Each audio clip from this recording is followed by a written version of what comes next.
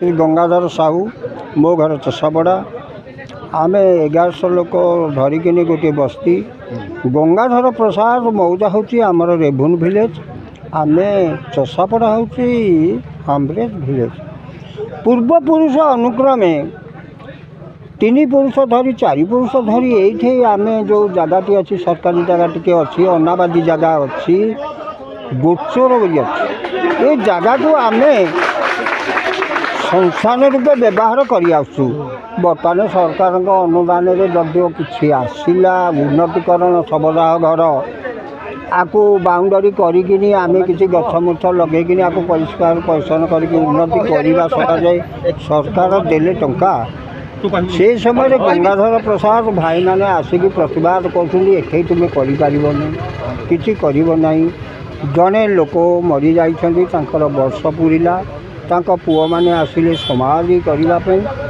भी फेरई देले ये प्रकार कहीं जदिव सरकार जगह तो केते लोक किए कौटे अच्छी से दखल कर चलुँच आम गोटे मौजा जदिव सरकार जगह एति जगह आम संस्थान रूपे व्यवहार करूँ गंगाधर प्रसाद भाई मैंने कहीं आमको प्रतिवाद करमर एति प्रशासन अनुरोध सी जदि यार सुविचार करी आमको सुविधा करदे ताहले आम चिरपकृत लाभ आज्ञा मत 65 वर्ष है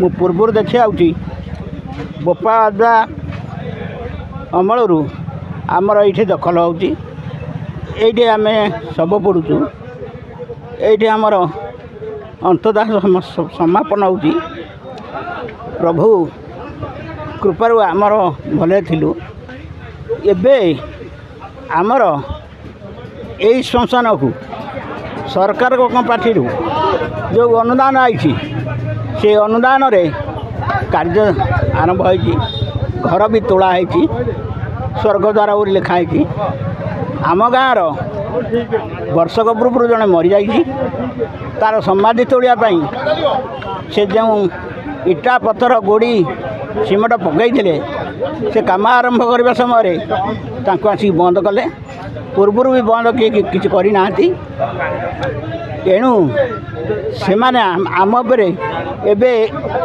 गला कार्तिक मासरे आमर पिला माने सेठी भी पश्चिमसन उठे आमर करते मूर्ति कार्तिकेश्वर पूजा से कार्तिकेश्वर पूजा को भी भांगी देइछन्ति आमर पिला माने जदि चाहिए ताले किसी अनिष्ट होता से भी चाहिए नहीं से जहाँ करछन्ति से आम पर हांकड़ देखा सदा जे आम हेलु गंगाधर प्रसाद आम सामने हाँ रेभुन विलेज आम हेलु तेणु आम गाँव से हांकड़ देखते एतिक अनुरोध प्रशासन को जे प्रशासन आमर हक दाबी आमर पूरण कले आम चिरपकृत लाभ कर दीर्घ 70-80 वर्ष पूर्व आमर एकमात्र श्मशान आम ग्राम मुंडठारे अच्छी यह आम आज सुधा भी चली आसुचु किंतु आमर लोकल जेहेतु गंगाधर प्रसाद रेभुन विलेज अच्छी से माने एबे भी तांकर हक जारी रखिछन्ति से माने कहउछन्ति जे श्मशानटा होची आमर किंतु तांकर गोटी हेले भी लाश एठिक आसिक पोड़ा जाऊ नाही तांकर स्वतंत्रता अच्छी तांकर स्वतंत्र अलगा श्मशान रे तांकर पोड़ापोड़ी करुछन्ति एबे आम निकट रे 2 दिन 3 दिन पूर्व गोटे लोकर समाधि करने आमर गोविंद कुमार साहू तांको बापांकर समाधि करने आसीथिले तांको गंगाधर प्रसादर किछि लोक जबत कले ता सत्वे से डरी डारिकी घर गले आम गाँव में सभार यही कथा पड़ा सभार निष्पत्ति करागला जे कि श्मशान आमर तुम समाधि कहीं करनी तेणु तुमको आम साहाय्य करें आम गाँ जाक ये उपस्थित अच्छे राम मोर ओडावासी की कोटि कोटि प्रणाम आज मत 55-56 वर्ष है मो बोपाद 53 पुरुष ये आम शव दाह करुचु से आमको कौदिन गंगाधर प्रसाद अपोज कर नथिले 2 वर्ष है आम सहित से लगिकी आम शव दाह आम करुचु ସେଥିରେ ଆସିକି ପ୍ରତିବାଦ କରୁଛନ୍ତି। ଆମେ ଯେଉଁ ସରକାରଙ୍କ ଆସିଛି ପାଣ୍ଠି କାମ ହେବା ପାଇଁ ଆମେ କାମ କରିକି ଉନ୍ନତି କରିଛୁ। ଖାଲ ଫାଲ ସବୁ ପୋତାପୋତି କରିକି ତା'ର ଉନ୍ନତି କାମ କରିଛୁ। ଗଛ କାଟିକି ଆମେ ନୂଆ ଗଛ ବି ଲଗେଇଛୁ। ସମସ୍ତେ ଶାନ୍ତିରେ ରହିବୁ, ଶାନ୍ତିରେ ରହିବୁ। ସିଏ ଯାହା ଯେଉଁଠି କରୁଛନ୍ତି ଆମେ ପ୍ରତିବାଦ କରୁନୁ, କିନ୍ତୁ ସିଏ କାହିଁକି ଆମ ସହିତ ପ୍ରତିବାଦ କରିକି କଥାକୁ ଏକୁରୁ ଅନେକ କରିକି ଆମକୁ ସବୁଥିରେ ଅପଯୋଗ କରୁଛନ୍ତି। ଏଇଟା ପ୍ରଶାସନକୁ ଅନୁରୋଧ କରୁଛି, ଆର ଉଚିତ ବିଚାର କରନ୍ତୁ। ଆମ ଦାବି ଆମକୁ ଦେଲେ ଆମେ ବହୁତ ଖୁସିରେ ରହିବୁ। ଜୟ ଶ୍ରୀରାମ। ମୋର ଆଉ କିଛି ଦୀର୍ଘ ଆଜିକି ଆମ 56 ବର୍ଷ ତଳେ ଏଠି ଜଣେ ଗଙ୍ଗାଧର ପ୍ରସାଦ 2 ଜଣ ଭାଇ କୋଳିଆ ଧାନ କରିଥିଲେ।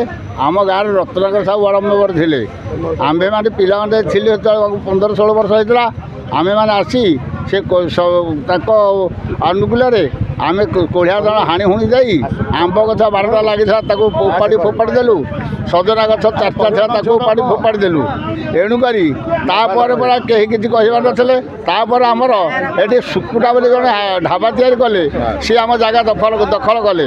ଆମ ଜାଗା ଦଖଲ କରିବାରୁ ଆମ୍ଭେମାନେ ଗ୍ରାମବାସୀ ଆସି ତାକୁ ଅବରୋଧ କରି ତାଠାରୁ ଆମେ ଜାଗା ତହସିଲଦାରଙ୍କ ଠାରୁ ତିଗିରା ତହସିଲଦାର ଆସିଥିଲେ, ଆର୍ଆଇ ଆସିଥିଲେ, ଢେଙ୍କାନାଳ ତହସିଲଦାର ଆସିଥିଲେ। ଏଣୁକରି ଆମେ ସୀମା ବାରଣ କରିଥିଲୁ।